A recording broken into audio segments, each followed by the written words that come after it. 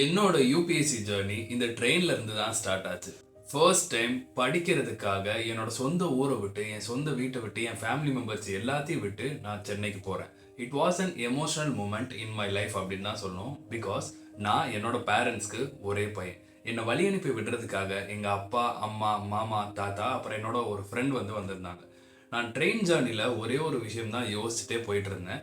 அங்கே போய் நம்ம ஃபுல் ஃப்ளெஜ்டாக படிக்க போகிறோம். என்டர்டெயின்மெண்ட் அப்புறம் இதர சில விஷயங்கள்ல தான் நம்ம ஃபோக்கஸ் பண்ணவே கூடாது அப்படின்ற ஒரே ஒரு சிந்தனை மட்டும்தான் எனக்கு இருந்துச்சு. பட் நான் சென்னை ரயில்வே ஸ்டேஷனில் போய் இறங்கினதுக்கு அப்புறம் தான் எனக்கு ஒரு விஷயம் புரிஞ்சுது. இந்த ஊரில் நம்மளுக்கு யாரையுமே தெரியாது. How I am going to survive there அப்படின்றது. எக்ஸாக்டாக ட்ரெயின் ஏறுறதுக்கு ஒரு வாரத்துக்கு முன்னாடி நான், எங்கள் அப்பா, அப்புறம் எங்கள் பெரியப்பா 3 பேரும் சென்னையில் அண்ணா நகர் அப்படின்னு ஒரு ஏரியாவுக்கு போயிருந்தோம். அண்ணா நகர் அப்படின்னாலே எல்லாருக்கும் தெரிஞ்சிருக்கும். இன்ஸ்டியூட்ஸ் பற்றி விசாரிக்கிறதுக்காக தான் போயிருந்தோம். இன்ஸ்டியூட்ஸ் பற்றி விசாரிக்கிறதுக்கு முன்னாடி நாம் சில ரிசர்ச்சஸ்லாம் பண்ணுவோம் பார்த்தீங்களா. நம்மளுக்கு தெரிஞ்ச ரிசர்ச் டூல் 2019 என்னவா இருக்கும்?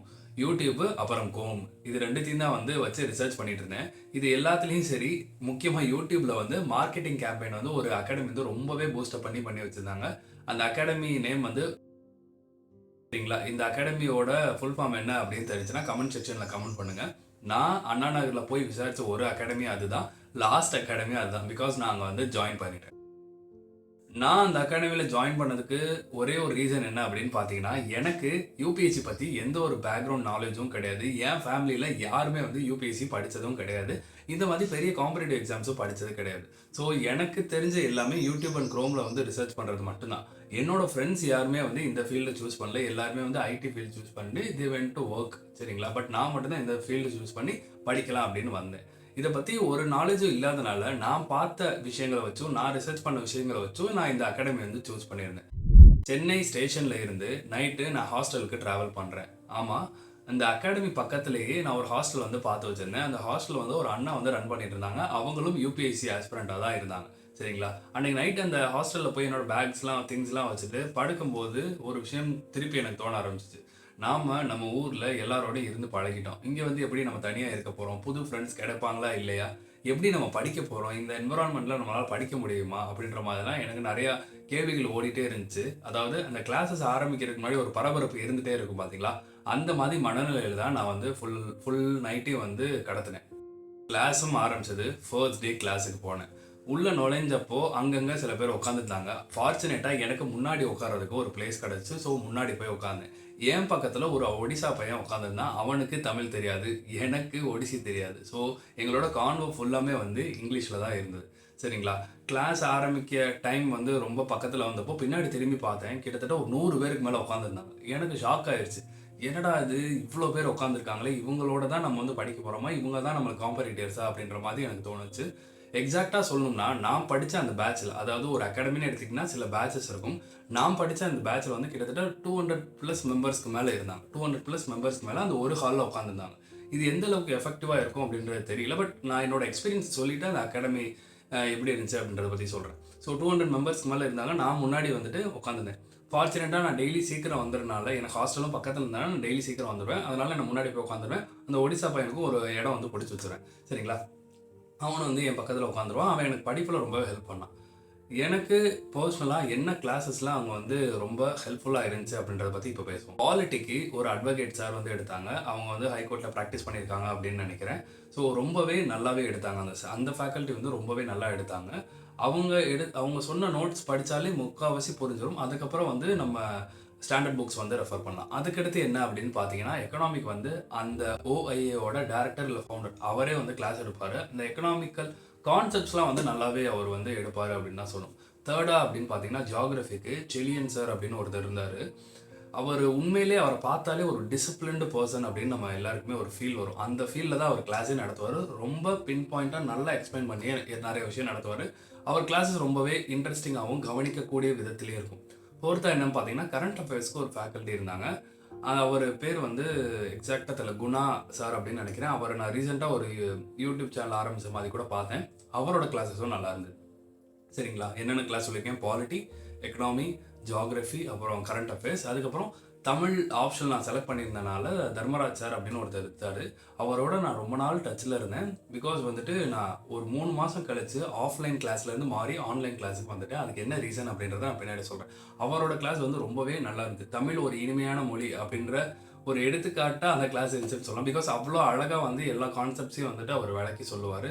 சில விஷயத்தை நம்ம புரியலைன்னா கூட அன்றாட வாழ்வியலோடு அவர் வந்து ஒரு எக்ஸாம்பிள் கொடுத்து அதை புரிய வைப்பார். சரிங்களா? அந்த தமிழ் ஆப்ஷனல் போனனால எனக்கு வந்து 2 ஃப்ரெண்ட்ஸ் கிடச்சாங்க. ஒரு பையன், ஒரு பொண்ணு. அவங்க 2 பேரோடையும் நான் இப்போ டச்சில் இருக்கேன், இப்போயும் இருக்கேன். ஸோ அவங்க எனக்கு படிக்கிற விஷயத்தில் ரொம்பவே ஹெல்ப் பண்ணியிருக்காங்க. ரொம்ப நிறைய ஹெல்ப் பண்ணியிருக்காங்க அப்படின்னு சொல்லலாம். அந்த அகாடமியில் 3 மாதம் தான் படித்தேன்னு சொன்னேன். அதுக்கு ரீசன் என்ன அப்படின்னு பார்த்தீங்கன்னா, நான் படித்தது தான். காலையில் ஒரு 5:30க்கு எந்திரிப்பேன். நைட்டு நான் தூங்குறதுக்கு ஒரு 11 மணி ஆயிரும். இதுக்கு ஊடால நான் கிளாஸ் அட்டன் பண்ணுவேன், படிப்பேன், சாப்பிடுவேன், கிளாஸ் அட்டன் பண்ணுவேன், படிப்பேன், சாப்பிடுவேன். இப்படி தான் இருந்தது. 5:30 to 11.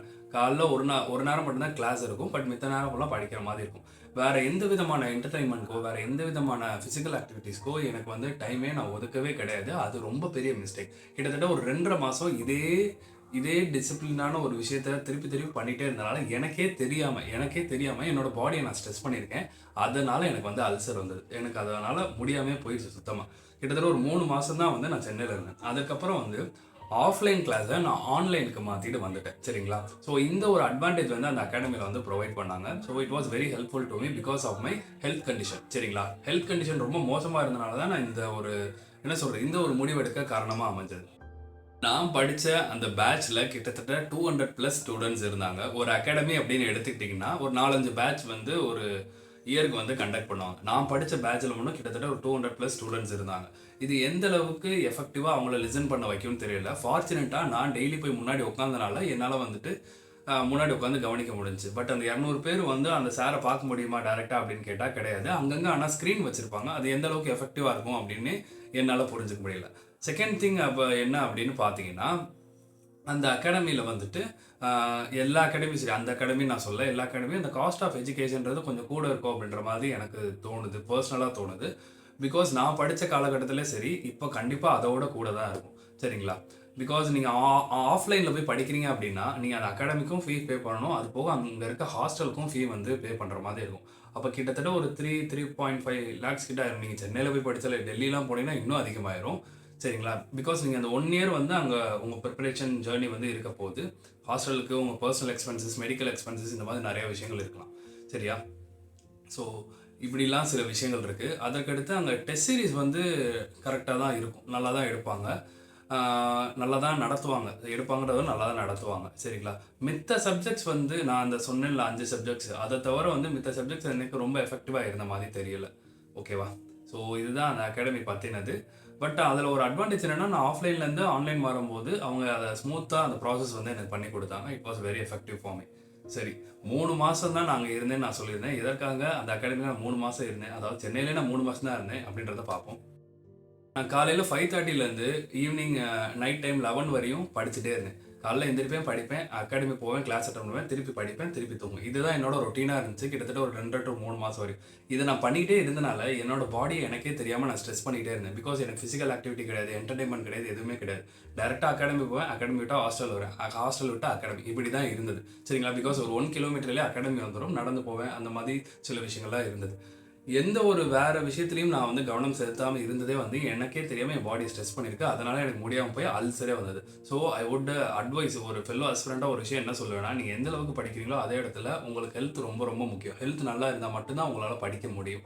நான் ஒரு 3 மாதத்தில் அங்கேருந்து வர வேண்டிய சூழ்நிலை ஆயிடுச்சு. பிகாஸ் அந்த அல்சர் வந்து ரொம்ப ஆயிடுச்சு. என்னால் எது சாப்பிட்டாலும் என் உடம்பு ஏற்றுக்கல. எது சாப்பிட்டாலும் வாமிட் வந்துச்சு, தண்ணி கூட ஈவன் குடிக்க முடியல. 1 மாதம் நான் இங்கே வந்து இருந்தேன். சரிங்களா? ஒரு மாதம் எதுவுமே படிக்காமல், கிட்டத்தட்ட எதுவுமே படிக்காமல் கொஞ்சம் நேரம் மட்டும் படிச்சுட்டு அப்படி தான் போயிட்டு இருந்தது. அது சரி பண்ணுறதுக்கே எனக்கு ரொம்ப நாள் ஆயிடுச்சு. சரிங்களா? வெளியே எதுவும் சாப்பிடக்கூடாது, காரமாக ரொம்ப சாப்பிடக்கூடாது, இந்த மாதிரி நிறைய ரெஸ்ட்ரிக்ஷன்ஸ் வந்து டாக்டர் போட்டுருந்தாங்க. முக்கியமாக அந்த டாக்டர் என்ன சொன்னாங்கன்னா, ரொம்ப நேரம் படிக்காதீங்க அப்படின்னு சொன்னாங்க. ஸோ இதுவே வந்து எனக்கு ஒரு ப்ரிஸ்கிரைப் பண்ணப்பட்ட ஒரு விஷயமா இருந்தது. நான் சரி வந்துட்டேன். நான் வந்து கரெக்டாக அப்புறம் திரும்பி ஜான்வரிலேருந்து ஸ்டார்ட் பண்ண ஆரம்பிச்சேன்னு வச்சுக்கோங்களேன். ஜான்வரிலேருந்துலாம் எனக்கு இந்த மாதிரி ஸ்டாண்டர்ட் புக்ஸை ஃபாலோ பண்ணணுன்ற ஒரு விஷயமே தெரிஞ்சு அந்த அகாடமிலையும் வந்து அதை ரொம்ப ஸ்ட்ரெஸ் பண்ணிலாம் சொல்ல, நாங்கள் கொடுக்குற நோட்ஸ் மட்டும் நீங்கள் படித்தா போதும் அப்படின்ற மாதிரி தான் சொன்னாங்க. ஸ்டாண்டர்ட் புக்ஸ்னு ஒன்று இருக்குது, இதெல்லாம் நம்ம ஃபாலோ பண்ணணும் அப்படின்ற மாதிரி எனக்கு சில பேர் நான் அடுத்து நம்ம ஃப்ரெண்ட்ஸ்கிட்ட பேசுவோம்ல, அவங்க சொல்லி தான் எனக்கு தெரிய ஆரம்பிச்சது இந்த மாதிரி ஸ்டாண்டர்ட் புக்ஸ் இருக்குது அப்படின்ற மாதிரி. அப்புறம் வந்து நான் ஜான்வரியில், அதாவது வந்து 2019 2020 ஜான்வரியில் இந்த லட்சுமிகாந்த் அப்படின்ற ஒரு புக்கை வாங்கி நான் படிக்கவே ஸ்டார்ட் பண்ணுறேன். அப்போது எனக்கு ஒரு விஷயம் தெரிஞ்சுது, அந்த சார் நடத்தினதும் இதுலேருந்து நடத்துன மாதிரியே இருக்குது அப்படின்ற மாதிரி எனக்கு தெரிஞ்சுது. பட் அந்த புக்கை ரீட் பண்ணவும் சரி, அந்த சார் நடத்துகிற கிளாஸ் சரி, ஓரளவுக்கு மோரார்லெஸ் ஒரே மாதிரி தான் இருந்துச்சு. அந்த சாரும் நல்லா தான் நடத்துகிறாங்க. நான் சொன்ன மாதிரி இந்த 5 சப்ஜெக்ட்ஸ் வந்து அந்த இன்ஸ்டியூட்டில் நல்லா தான் இருந்தது. பட் எனக்கு ஸ்டாண்டர்ட் புக்ஸ் ரெஃபர் பண்ணோம் அப்படின்றது ஒரு கிட்டத்தட்ட ஒரு 4 மாதம் கழிச்சு தான் தெரியும். அது வரையும் நான் அவங்க கொடுக்குற நோட்ஸு அதை மட்டும் படித்தா போதும் அப்படின்ற மாதிரி தான் நான் நினச்சிக்கிட்டு இருந்தேன்.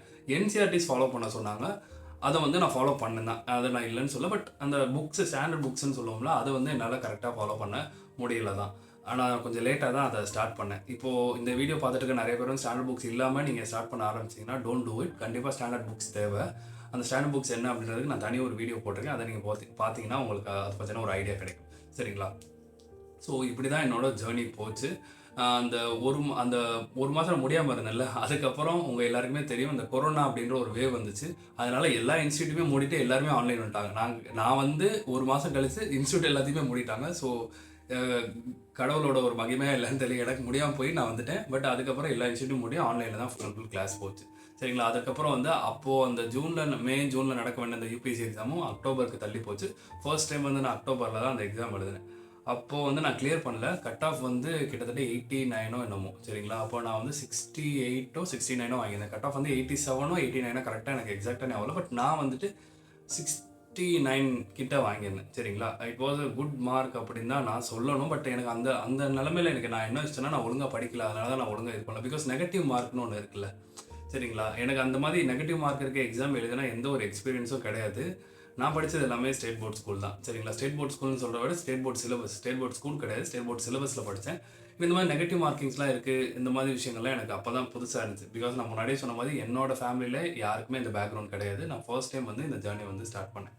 ஸோ நீங்கள் இது மூலிமா என்ன தெரிஞ்சுக்கலாம் அப்படின்னு பார்த்தீங்கன்னா, நீங்கள் ஒரு அகாடமி சூஸ் பண்ணுறீங்க அப்படின்னா, அந்த அகாடமியை சூஸ் பண்ணுறதுக்கு முன்னாடி அங்கே படித்த ஸ்டூடெண்ட்ஸ்கிட்ட கண்டிப்பாக விசாரிக்கணும். அது உங்களுக்கு ஓகேவான்னு பார்த்துட்டு தான் நீங்கள் ஜாயின் பண்ணணும். அதுக்கப்புறம் காஸ்ட் ஆஃப் தட் எஜுகேஷன், அது எந்த அளவுக்கு உங்களுக்கு அஃபோர்டபுளாக இருக்குன்னு பாருங்கள். What I would suggest is, நீங்கள் யார்ட்டாவது கைடன்ஸ் வாங்கிட்டீங்கன்னா ரொம்ப நல்லது. பிகாஸ் எல்லாருமே டிகிரி முடிச்சிருக்கோம், எல்லாராலையும் எல்லா விஷயத்தையும் படிக்க முடியும். டீச்சர் இருந்தால் சொல்லிக் கொடுக்கணும்னு அவசியம் கிடையாது. அண்ட் இன்னைக்கு நிலைமையில யூடியூப்ல எல்லாமே இருக்குது. நல்ல ஒரு கைடன்ஸ் இருந்துச்சுன்னா you can able to study. அதற்கப்புறம் இல்லை எனக்கு கைடன்ஸ் மட்டும் பத்தாது அப்படின்னு நினச்சிங்க அப்படின்னா, ஆஃப்லைன் கிளாஸ் போகிறதுக்கு முன்னாடி ஆன்லைன் மாற்றிக்கோங்க. பிகாஸ் உங்களால் அந்த ஹாஸ்டல் ஃபீஸை வந்து கட் டவுன் பண்ண முடியும். தேர்டாக என்னன்னு பார்த்தீங்கன்னா, அந்த இன்ஸ்டியூட்டில் ஒரு பேட்சுக்கு எவ்வளோ பேர் இருக்க போகிறாங்க அந்த கிளாஸில் அப்படின்ற பாருங்கள். இந்த 200 பேர் அப்படிலாம் இருந்தாங்கன்னா அது எந்த அளவுக்கு எஃபெக்டிவாக இருக்குன்னு எனக்கு பர்சனலாக தெரியல. நீங்கள் என்ன பண்ணலாம் அப்படின்னு பார்த்தீங்கன்னா, ஒரு 40 to 50 பேர் இருக்க மாதிரி உங்களுக்கு சூட் ஆச்சுன்னா இட் வில் பி ஓகே. இல்லை என்னால் இந்த மாதிரி நிறைய பெரிய இன்ஸ்டியூட்ஸில் என்னால் உட்காந்து படிக்க முடியும்னா it's well and good. It's okay for யூனா அது உங்களுக்கு ஓகே தான். பிகாஸ் அங்கங்கே ஸ்க்ரீன் வச்சுருப்பாங்க, அதையும் நான் சொல்லிடுறேன். அண்டு நான் படித்த அகாடமியில் ஒரு அட்வான்டேஜ் என்ன அப்படின்னு பார்த்தீங்கன்னா, ஸ்டடி ஹால் இருக்கும். அது எல்லா அகாடமிலையும் இப்போ கொடுக்குறாங்க. அது போக வந்துட்டு டவுட்ஸ்லாம் நல்லா கிளியர் பண்ணாங்க. வேறு என்ன இருக்கும் பார்த்தீங்கன்னா, ஒரே ஒரு டிஸ்அட்வான்டேஜ் என்னென்னா, இந்த 200 பேர் உட்காருறது அது எனக்கு சுத்தமாக பிடிக்கல. அப்புறம் அந்த 5 சப்ஜெக்ட்ஸ் சொன்னேன் பார்த்தீங்களா, இது மட்டும்தான் எனக்கு ஓகேவாக இருந்துச்சு. மித்தது எனக்கு ஓகே இருந்த மாதிரி தெரில. இன்டர்நேஷ்னல் ரிலேஷன்ஸ்லாம் அப்போது ஒரு சார் எடுத்தாங்க, எனக்கு அது ரொம்ப எஃபெக்டிவாக தோணவே இல்லை. நான் டு பி ஃப்ராங்க், நான் ஓப்பனாக சொல்கிறேன், எனக்கு புரியவே இல்லை. அவர் நடத்தினதும் வந்து ஒரு மாதிரி ரொம்ப ஸ்லோவாக போச்சு. அது வந்து ஒரு டீச்சிங் மெத்தடாலஜியே இல்லைன்ற மாதிரி எனக்கு தோணுச்சு. சரிங்களா? ஸோ இந்த மாதிரி தான் சில விஷயங்கள் இருந்துச்சு. அப்புறம் முக்கியமாக ஒருத்தர் சார் இருப்பார், ஒரு யங்ஸ்டர் தான், நல்லா நடத்தினார். அவர் பேர் எனக்கு எக்ஸாக்டாக ஞாபகம் மறந்துடுச்சு. சரிங்களா? ஒரு 6 சார் நான் சொல்வேன், அவ்வளோதான். மித்தபடி எனக்கு மித்த சப்ஜெக்ட்ஸ் வந்து ஒழுங்காக போன மாதிரி எனக்கு தெரியல. சரிங்களா? ஸோ இதுதான் நான் படித்த எக்ஸ்பீரியன்ஸ், என்னோட யூபிஎஸ்சி ஜர்னி பிகின் பண்ண ஒரு விஷயம். உங்களுக்கு வேறு ஏதாவது டவுட்ஸ் இருக்குது அப்படின்னா யூ கேன் மெயில் மீ. என்னோட மெயில் ஐடி கீழே கொடுக்குறேன். ஸோ இந்த வீடியோ இதோட முடிச்சுக்கலாம். தேங்க்யூ.